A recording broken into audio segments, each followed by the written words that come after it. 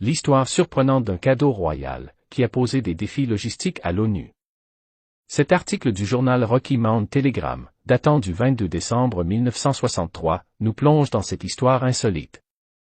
Dans le monde de la diplomatie, les cadeaux offerts sont souvent emblématiques de la relation entre les pays ou les organisations.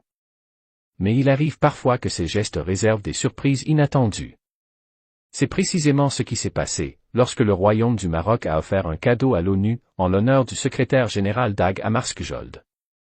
Les représentants de l'organisation s'attendaient probablement à un cadeau modeste et facile à manipuler.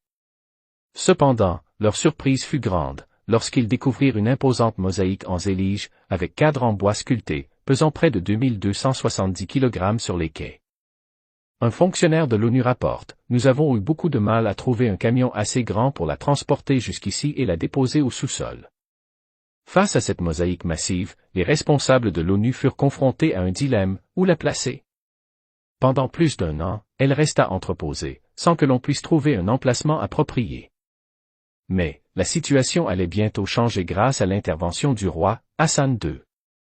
La délégation marocaine proposa de l'exposer au sein du siège des Nations Unies, et cette suggestion fut accueillie favorablement, mais il fallait encore surmonter un défi logistique.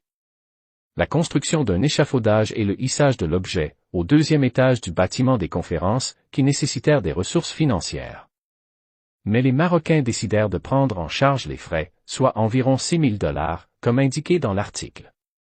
Depuis lors, la mosaïque est devenue une attraction prisée des visiteurs du siège de l'ONU. Les touristes du monde entier se rendent au 2e étage du bâtiment des conférences pour admirer cette œuvre d'art exceptionnelle. Non seulement elle rappelle le geste généreux du Royaume du Maroc, mais elle témoigne également de l'histoire et de la culture du pays.